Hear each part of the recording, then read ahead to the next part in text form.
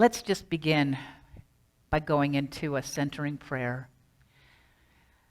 So I invite you to close your eyes, take a breath in, and let it go. Another centering breath in.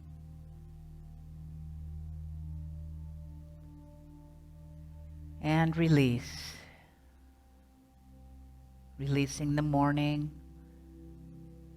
And just noticing the breath in a moment of silence.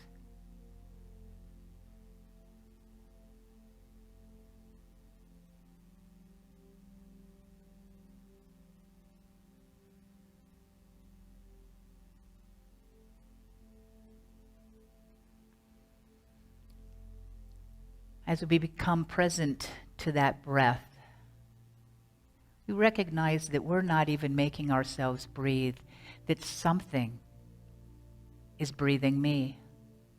Something is breathing you. I call it divine love,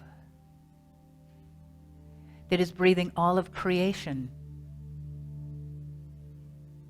Imagining ourselves just breathing in love into our cells of our body, and exhaling anything unlike love, bringing ourselves present to the presence that is breathing us. And so we open our hearts, we open our minds, we open to that divine love that surrounds us, fills us, and flows through us and as us. We are here by divine appointment, and I know that something that we're about to experience applies to our lives, that lifts us and shifts us and gifts us into a higher vibration of the love that we already are. And so we give thanks. We give thanks knowing that this morning is a morning of love and light and truth. And we receive it with joy and gratitude, knowing it is already so, as we say together, and so it is. I still have my mask on. I'm so taken by the song, so I will remove the mask. I was just like, ooh, did you all go like just got melted? Okay, I can remove the mask. Ooh, that was so beautiful. Thank you, Shelley. Let's give her and Brian some more love for that.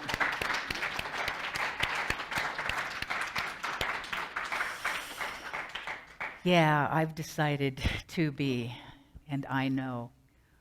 Those words resonate. They're all affirmations. So here we are. It's the 5th Sunday, the last Sunday of January. And we have been on a journey of study this month. We have studied one of the 12 powers that was formulated by Charles Fillmore, co-founder of Unity. And the one that we have been engaging in this month is... Okay, I heard you. You're good. You get an A. What was it? All together now. Imagine that. So, imagine. You know, you've been doing some good work. I know you have. Has anyone worked on or completed the I Have It board?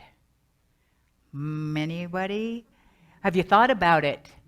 Okay, it starts here in consciousness. So if you've thought about it, you're on the road. You start with the thought. Then we're actually principle number 5 will speak to that. The I Have It boards, or the I Am It boards is actually what it was. And that we talked about, I believe, on one of those Sundays. I can't keep them straight.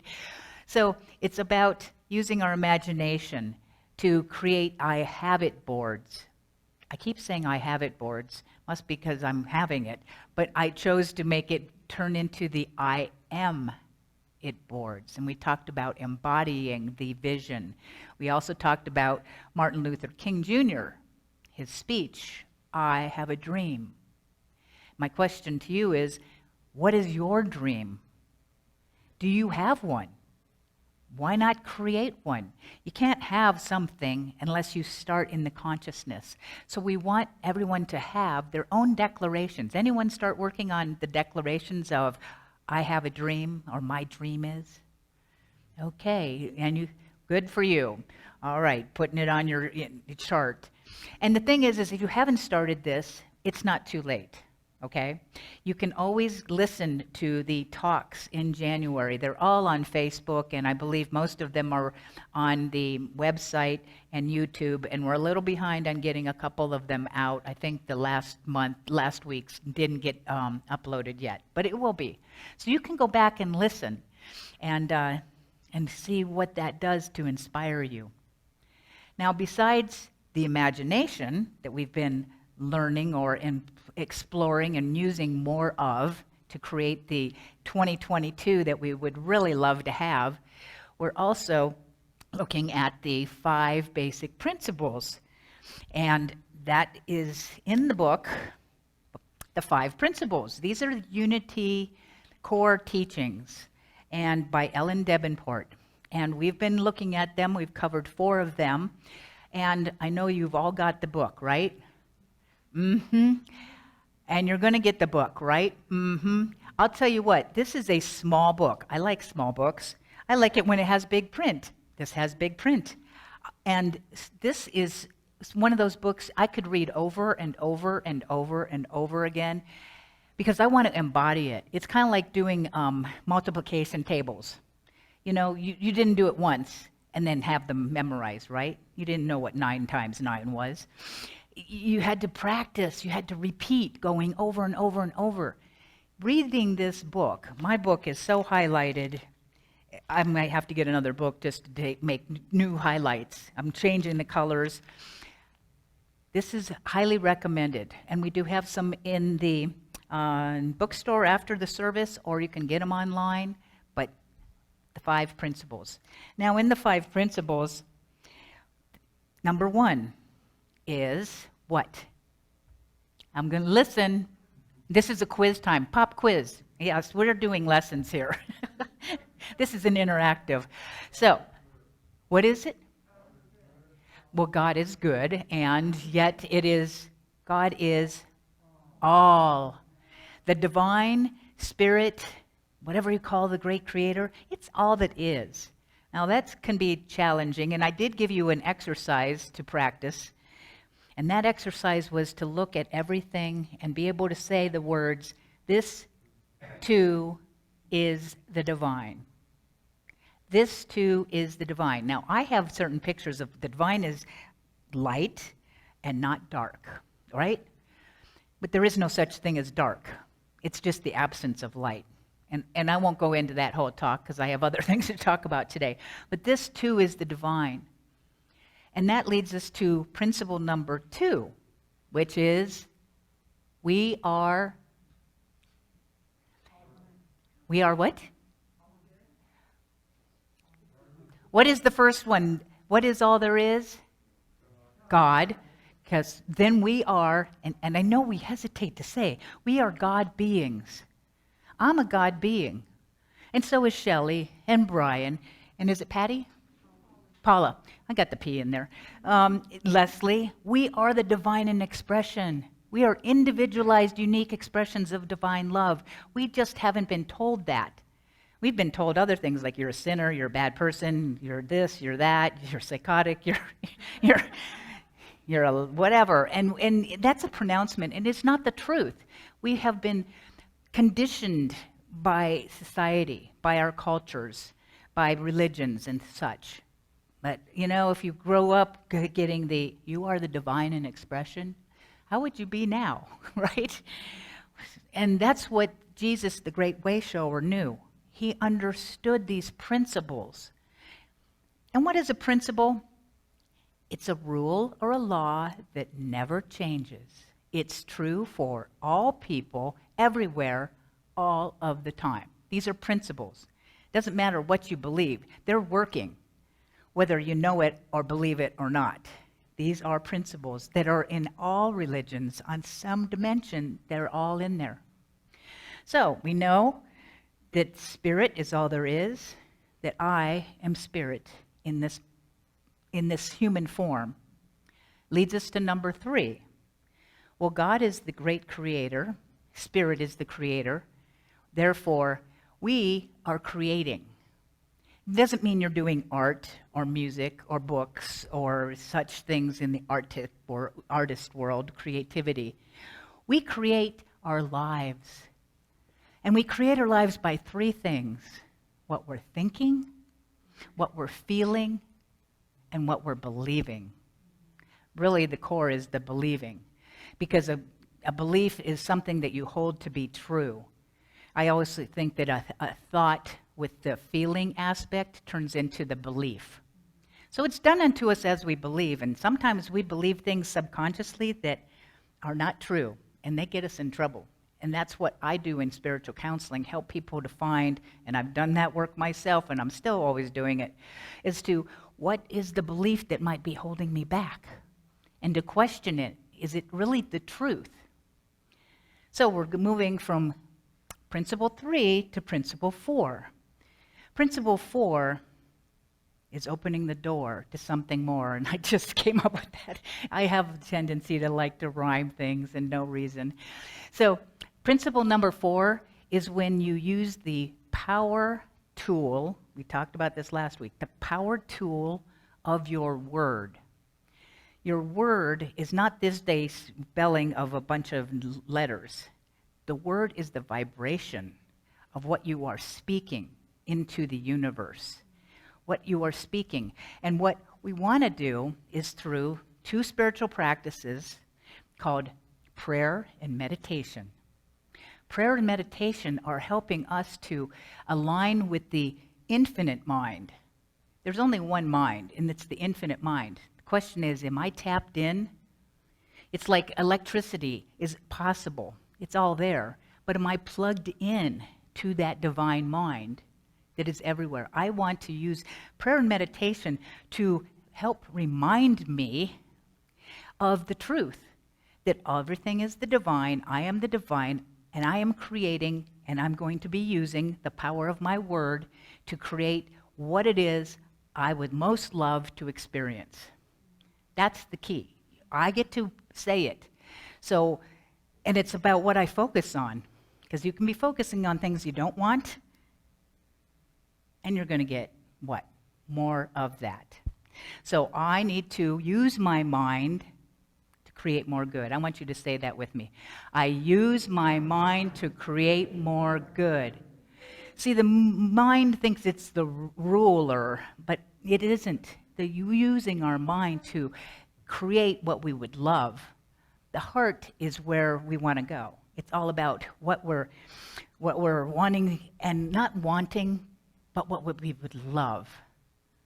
Because spirit is not on the want channel. Spirit is on the love channel.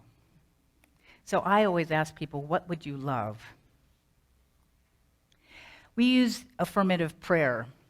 And Ellen Davenport says, the process of prayer, affirmative prayer, begins in a shift in consciousness, then in words. It is praying from the consciousness of God. Okay, we're not praying to God. Okay, we're not praying to God, because that means God's separate from me. It's within me as me. So it is praying from a consciousness of God, from the higher self, that it is in constant contact with the divine. Deepak Chopra, in his book, The Third Jesus, which is about Christ consciousness that dwells in every one of us, says, at a deeper level, everything is unified and whole. When you ask for anything, the one is asking the one. God is asking God. Now, the word ask, actually in Hebrew and Greek, is translated as claim. You don't ask for something, you declare it and you claim it. It's already there. We just have to be open to it and to accept that it is already ours. She goes on, affirmative prayer simply means to remember that whatever we ask for or claim in prayer is already ours. We affirm its availability. Remember the creative power of words. Never put into words what you don't want. No matter what is happening in the moment, look past the appearance and speak only about what you would love. Charles Fillmore says, prayer is not supplication or begging, but a simple claiming for that which we know is waiting for us and an affirmation of its existence. I always like to say prayer makes us aware of what's already there when we declare, okay? You can use that anytime. I like to use it because it reminds me. Would you like to know what the simplest form, the most effective form of prayer could be? Anybody? Yes. Okay. I'll talk to you afterwards. The most effective prayer of all may be the wordless period of silence when we're aligning ourselves with all that is and returning to the sense of wholeness that is our true nature. Buddhists called it the samadhi, a place of perfect stillness where we find inspiration. Jesus often took time and he spent alone so that he could, Jesus was the man, just like Liz is the woman who goes and through the life. But for me to enter into the Christ consciousness, and you can call it the Buddha nature, you can call it the God self, the higher self, whatever works for you, that word of that highest vibration of truth. And that's what I always believe, that Spirit is talking truth with a capital T, something that isn't necessarily emphasized in our race consciousness. So we talked about prayer last week, and I didn't talk about a couple things, so I wanted to start off with just a little bit more on prayer. Father O'Flanagan. Well, Father O'Flanagan, he died of an elderly age, and he went to the gates of heaven, and there in front of him stood another man. And St. Peter said, well, to the man in front of him, what is your name, and what have you done and accomplished in your life? The man responds, my name is Joey Pescatella, and I've been a taxi driver in New York City for 14 years. Very well then, says St. Peter. Here is your silk robe and your golden scepter. Now you may walk in the streets of heaven. So then Father Flanagan comes up and he says, tell me your name and what you've accomplished. Well, I've been a priest for 62 years, and I have just worked and worked for the Lord. St. Peter goes, okay, great. Hands him a cotton robe and hands him a wooden staff. Father Flanagan goes, well, wait a minute, what's going on? How come Joey got the silk robe and the golden staff? Well, St. Peter said, whenever you preached, people slept. When Joey drove, people prayed.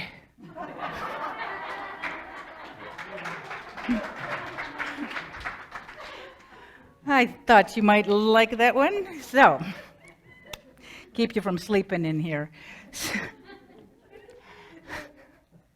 Yes, Joey, he was quite the man. So, we talked last week also about the 5 steps of unity prayer, and I want to review those with you. That's one thing, when you go to school, they don't just talk about something once. They talk about it a second time, because sometimes some of you are hearing it for the first time, and some of you are just hearing it for the second time. But again, repetition is one of the keys in creating something different and getting a different experience. So, 5 steps of prayer, first of all, is, anybody remember?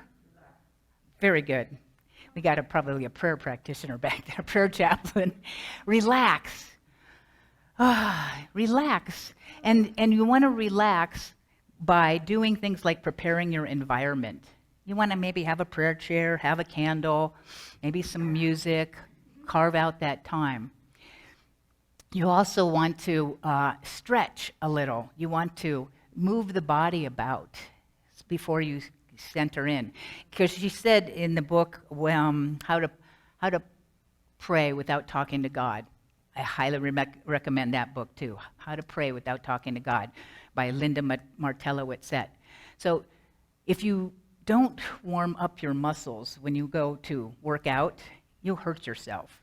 You want to do this relaxation so that you are comfortable, so that you can connect to the divine. So then you also want to breathe consciously. This is all under relaxation. And I know some of you online are taking notes. I don't know if anybody here is taking notes, but maybe you got your note taker in your head. Oh, there's a note taker. And then the fourth thing is you want to clear the mental chatter. Now, anybody have mental chatter? A couple of you, I knew. Some of you are beyond that.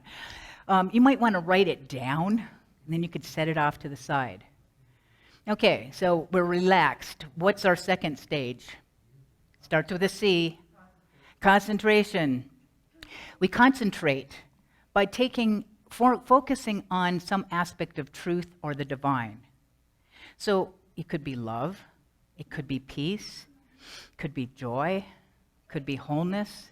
You want to take one aspect of spirit that you would like to perhaps have more of. You can just do a simple God is, I am. God is on the in-breath, I am. You can say love is. You can say I am love. And just do this so that you get into a state of concentration, which leads us to the third state, and that is stillness. Yeah, that is actually what it is. It's meditation. It is the meditation part that often we don't go to. Meditation it's the state of non-awareness. It's the place of stillness, as was just said.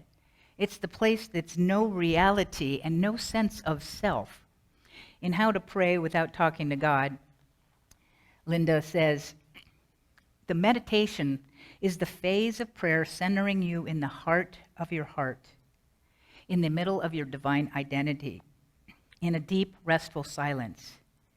Here, in a non-time, non-space reality, your personal sense of self recedes. This reality is indescribable. No language can effectively speak of it. It is withdrawing effort. Now, the challenges in this are often the thoughts just want to come back in. I like what she says, though. She goes, extraneous thoughts intrude, external sights and sounds distract us. We might fall asleep. Hello, I do that. Close my eyes, I fall asleep. We slip in and out of the moment many times. We watch the clock. We recognize that we might have been in the silence for seconds at a time. Seconds in the silence is generally considered successful meditation practice. Okay? Just seconds. We think we need to do more than that. If you get a few seconds of stillness and silence, that's successful. So in that state of non-awareness, stillness, we go to the fourth stage. It leads us into that, which starts with an R. Realization, very good. Realization. So realization is that place where you get the aha. You go from the knowing something, because we all know stuff, but you get it on the level where you start to live it. Myrtle Fillmore actually was demonstrated that. Unity all started with Myrtle. And this is a story about Myrtle and how Unity even started. In her daily prayer, focusing on divine life. That's what she was focusing on, concentrating. She went into the stillness, and she got this realization.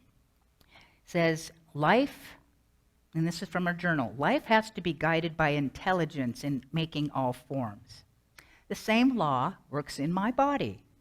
Life is simply a form of energy and has to be guided and directed in man's body by his intelligence. How do we communicate intelligence? By thinking and talking, of course.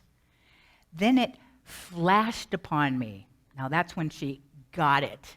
And when I say got it, it's G-O-D. And whenever I say got it and you think it's G-O-T, it's got it. She got it. She flashed upon her that she might talk to the life in every part of her body and have it do just what she wanted. Fillmore's realization thinking led her to direct divine life into her body until her body started to display this wholeness. Instead of dying of the tuberculosis she contracted in her 40s, she lived until the age of 87. Okay? So it's that realization. And realization may not happen during that, quote, time of prayer. It may happen when you're washing the dishes, when you're walking somewhere. It'll just be a flash, and all of a sudden you'll be like, you get it. And then from there we go to the fifth part of prayer, which starts with an A. Appreciation. Appreciation. And it's not thank you, God, because the words thank you, God is outside of me, unless I'm thanking myself. Thank me, God. It's just, right? But it's more like, I'm so happy and grateful. You'll hear me say that in a benediction at the end of the service. I'm so happy and grateful now that I know the truth, or now that I have perfect health, or love, or all my finances in order, or I have more money than I've ever had. We start here. It has to start here to shift outwards. So that is the fourth step, and I wanted to get back into prayer because of the 4 steps. The first 3 are talking about something you know. God is all there is. I am one with the divine. I am one with God. I'm a God being. My thoughts are creating my reality. Well, step 4, principle number 4, is when I'm being active because I'm using prayer, connecting with the divine, aligning with the true nature of the one breathing me, so that I can embody this and then take it to step 5, principle 5. Principle 5 is that we can know and understand the truth, but we must do more. We must live these principles. How do I live the principles? By working on my consciousness first. How many of you have a to-do list or use to-do lists? Most of us have to-do lists. What do I have to do today? What am I going to do today? How many of you have a to-be list? I didn't think I'd see any hands. Oh, good. See, here's a practice for you. How do I want to be today? When you wake up in the morning, not what am I want to do today? What do I need to do today? What am I doing today? How do I want to be today? Often my answer is, I want to be kind. I want to be present. I want to be kind and present most of the time. I want to be happy. I want to be joyful. I want to be loving. I want to be appreciating. You get to say what it is you would like to be and take your being into your doing. It's not what you do that counts. It's how you do it. If you're doing it with the consciousness that everyone and everything is the divine, I am the divine, you're the divine, I'm creating my reality because I'm using high-level consciousness thinking, I'm creating the greatest life ever, okay? So we are living the principles by what we're doing with our mind so that we can be that love that we are. It's more important than anything else. When we're practicing these principles, we tend to be more fulfilled, really, because we are living by the law that doesn't change. When I know that I'm the divine and you're the divine, and the divine is operating even when I can't see it. And Jesus, the great way shower, says, judge not by appearance. See, we need to look beyond the appearance to the truth that is behind it, the spiritual truth. And when we see that, as Jesus did, he said, everything I've done, you can do too. He was the greatest metaphysician. He said, you're whole, perfect, and complete. I don't even see the illness. That's something that got created by who knows what and doesn't really matter, but I see your perfection. Get up and walk. You know, he did things. I'd like to get to that point where I was doing it to that degree. So when we get filled up, and I did the meditation around love, we are love. And when we're fulfilling the love that we are, we have a natural tendency. And that natural tendency is to give to others. Unity Santa Fe is one of the most giving places that I have ever been in. 23 service teams. And their service teams aren't called service teams. They're called Love in Action. Many of you are on a Love in Action team. We are looking for a few more people to be the Love in Action on different teams, in the production booth, in the flowers. There's so many ways, and if you're looking for a way, truly, you will find it. Some of you might not think that you're maybe important or what you do is going to make a difference. Story about the elderly man who was walking along a beach one day, and there he saw in the distance a young boy who was bending down and throwing something into the ocean. He got closer, and he said, young man, good morning. What are you doing? And he picks up a starfish, and he goes, I'm throwing these back into the ocean because the tide's going out, and the sun's coming up, and they're going to die. The elderly man looks at him and says, son, there's miles and miles of beach, and there's these what did I call them? Starfish, all along the beach. You can't possibly make a difference. Little boy bends down, picks one up, throws it up into the waves, and said, made a difference to that one. Made a difference. You don't think you make a difference? It's the little things. We make a difference. And my last story is about this man who's driving his car, and it was a rainy day, and he was reaching for the map, and he veered off and went into the ditch, got his car totally stuck in the mud. Now, he doesn't know what to do, so he's like, well, I can't get it out, so he walks to the nearby farm, and the farmer's out there and says, well, we think we can help you. Old Warwick, this decrepit old mule, is standing there. He goes, Warwick can get you out of there. And the guy's going, I don't think so. But I don't have anything to lose, so sure. So they take Warwick, go to the car, hitch him up, and the farmer yells, pull Jack, pull Fred, pull Ted, pull Warwick. And sure enough, Warwick just pulls that car out of the ditch. And the man is amazed. He's thanking the farmer, patting Warwick, and he goes, I just have one question. Why is it you called out all those other names before you called out Warwick's name?